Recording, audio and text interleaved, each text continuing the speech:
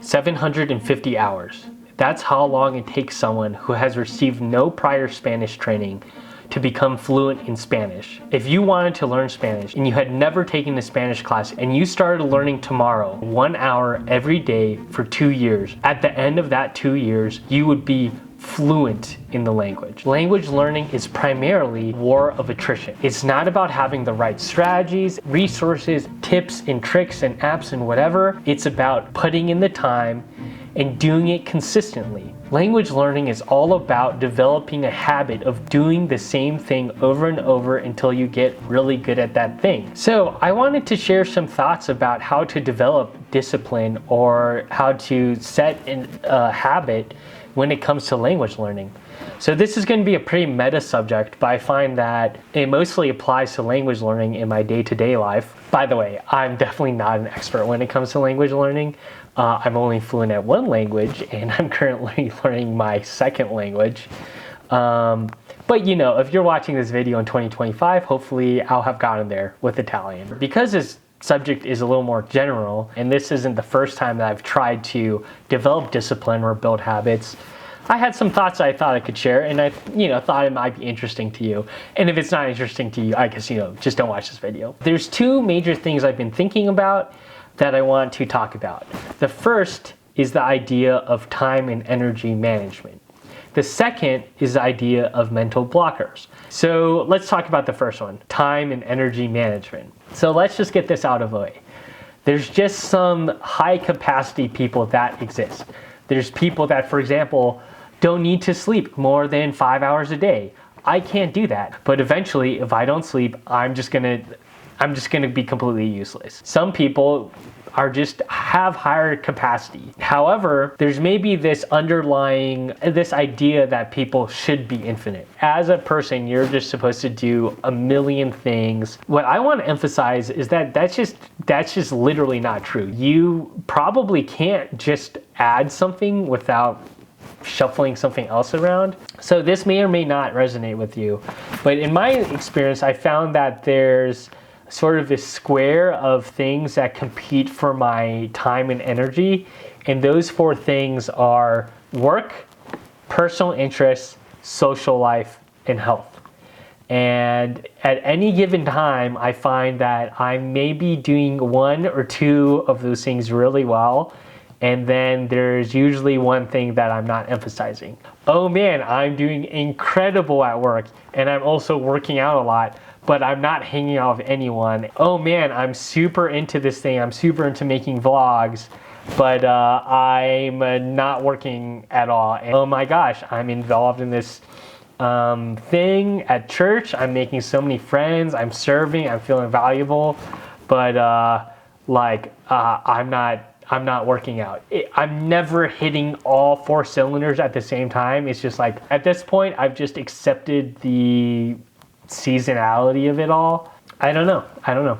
If you want to start doing something new, you need to think about like, hey, where's this space going to come from? If your garage is completely full of crap, you can't just shove something else in there. You need to make room. You probably need to throw something away. One obvious thing is throwing out stuff that probably is unnecessary, like watching Netflix for 3 hours a night, If you're doing that every day, yeah, you probably have a lot of free time that you could dedicate towards this new thing. However, I think even then, there's a limit of what you can do. A couple years ago, I did this super intense fast for religious reasons. It's called Exodus 90. I didn't watch any TV or YouTube or anything for 3 months. Initially, it made me like super productive. I was just spending all this time like reading, doing side projects, but eventually I just started spending time doing literally nothing. Like I would spend time reading all of my emails. I eventually realized that like, hey, like literally you just need to spend time doing absolutely nothing pretty much, or not all the time that I gained from not watching YouTube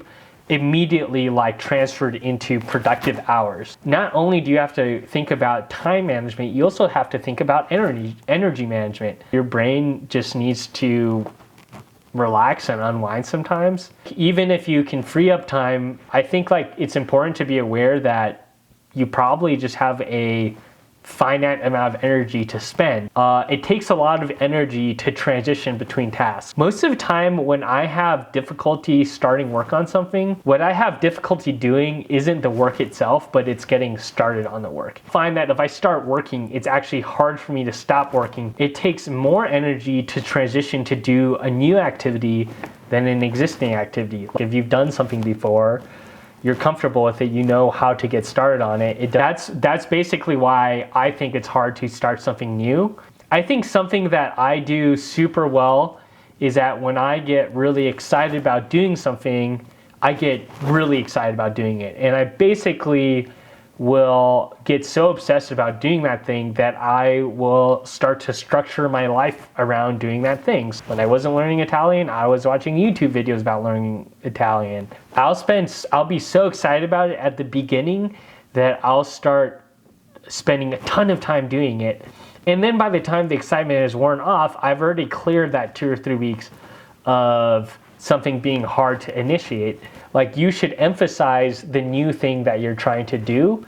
If you're trying to start working out, for example, make it the first thing you do that day. Because it's the hardest thing to do, if you spend an hour doing that in the morning, everything else that you're supposed to do that day, you're gonna do. If you leave it to the end of the day, you're not gonna work out. I think the same thing kind of works with language learning. Make that a priority in your life, and if you don't, you're just going to be less likely to succeed. What does it mean to start structuring your life around something? It basically means that you have to say no to other things. If I'm saying yes to this thing, what am I saying no to? What am I willing to say no to in order to accomplish this thing? I mean, like, think about it this way.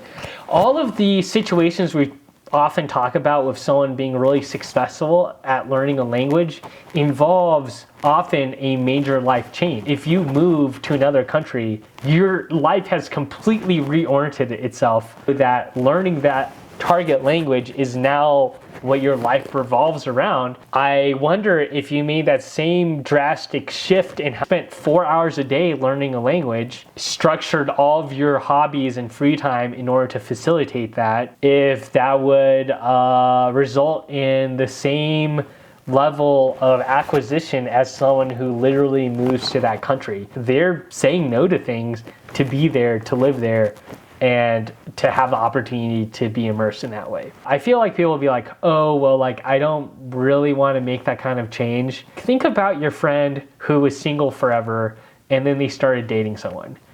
That person made a dramatic shift in their week-to-week schedule in a very short amount of time. They just were able to dig up 10, 20 hours to spend getting to know like a single person. 20 hours just came out of nowhere. No, like, they said no to things. Like, that's what you do when you get in a relationship. That becomes a priority. If you want to introduce language learning into your life, like, it needs to be a priority. There's not really any way around it. It's just too much work, right? Do I want this enough? And if you don't want it, you know, that's fine. But if you do want it, there's this weird situation as humans that we can get into where I want this thing, I know I really want, but I just don't want it enough.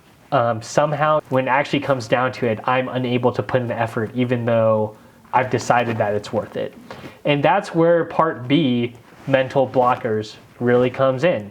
Why do you want to learn a language? If you're setting out to do a thing, I think that it's generally helpful to just know why you're doing it and to like be honest about like if you really want to do it. It's something that I've encountered, especially with young men or guys in high school or whatever. And you know, girls are probably like this too, I don't know. Men tend to be really like interested in the idea of being someone who does something cool. Hey, guys that play guitar are like really cool. Like, I want to be cool, so I'm going to start learning guitar. The problem with that is that what you really want to do is be someone who does X or Y.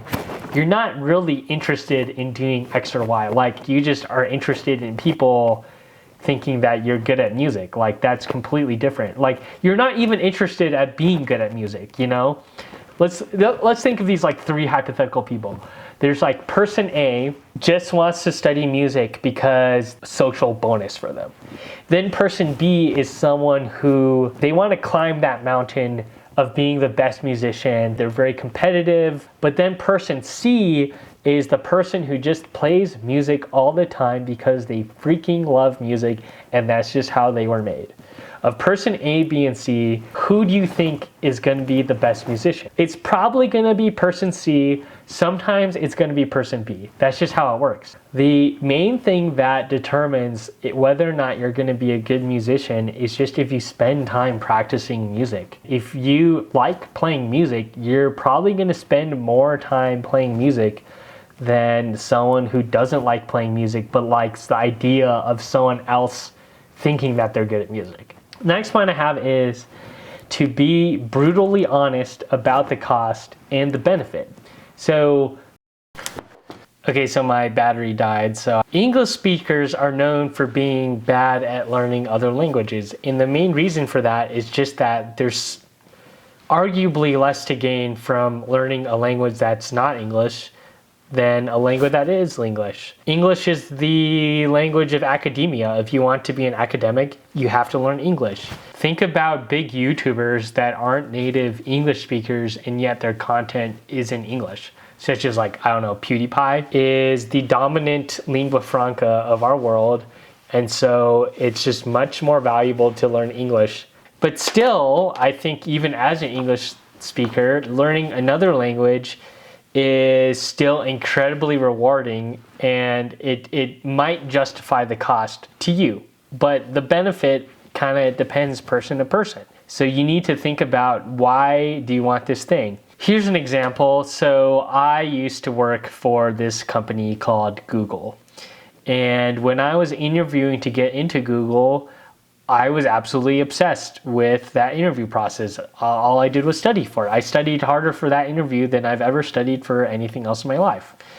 I did 200 practice problems. In order to interview for tech companies as a software engineer, you often have to do these questions that are called leak code questions, which is called that because that's the site that most of them are on. And I did 200 problems to prep for my interview. It took about 100 hours. The site also had a paid version, so I paid it. I spent $80. I spent that money and time to prepare for the interview. That was a big amount of effort and resources, but I thought at the time that the benefits were worth it. Let's say that the result of you studying 100 hours resulted in a net difference in salary of $10,000. And in the tech world, that's definitely possible. It can be multiples of that, right? That 100 hours might result in a difference of $10,000. If someone paid you $100 to study every hour, would you do it?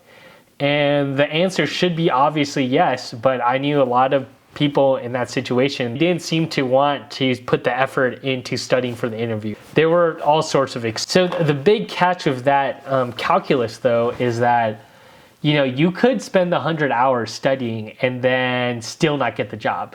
So that 100 hours is uncertain. And so that comes to our next topic, which is uncertainty. I've been thinking about why people love video games so much. Other than maybe they're designed to be addictive, they're also legitimately fun, The fantasy that video games offer is the idea that you can perfectly quantify the fruits of your effort. Every 30 minutes or so, you're seeing the amount of experience points that you're getting, and you're seeing that bar fill up linearly. If I put effort into this, that bar is going to go up. Gamification is just this quantified version of progress that you can know perfectly. Games make you secure that you're making progress if you're putting effort, and we really want that. In the real life, progress is not guaranteed. Progress is not even measurable. I don't know if I'm better at Italian today than yesterday. So you'll find that a lot of those language learning apps, what they do is gamify it and try to convert this unknowable thing into a knowable thing. It really just comes down to a fear of uncertainty. Being invested in something makes you vulnerable. If I spend 20 weeks training for a marathon and then at the end of that 20 weeks, I still can't run it and I have to drop out, there's a big defeat there waiting for you. And it's not just personal, it's also social. That, I think, triggers fear for a lot of people.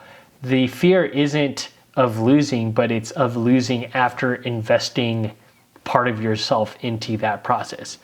But you just have to do that with life, you know? And that fear manifests itself in a lot of ways. One way that it manifests itself is a doubt in the process that you've chosen to do. When you hit a plateau, what do? You doubt the process. Get to a point where you're like, okay, I believe that this process doesn't work, so I'm just not going to do it anymore.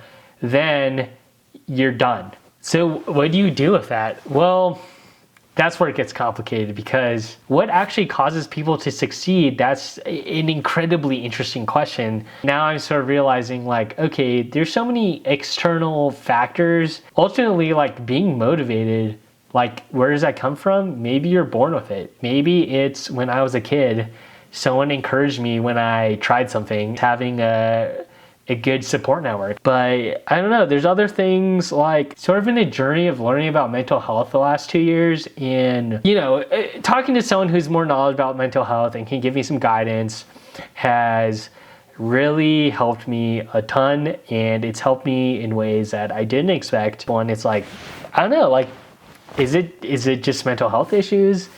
Is it a lack of opportunities? At this point, we can start to turn the conversation towards the philosophical, towards the spiritual, towards the personal.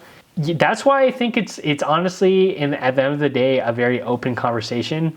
I always struggle to end my videos, but on YouTube, like, only 10% of people watch my whole video anyway. So, you know, the point is just that I wanted to share my thoughts, and I hope that you found this interesting. If you have any thoughts or responses, feel free to leave them down below. Hopefully I didn't come off as being like, hey, I have the answers about this. Have a good day.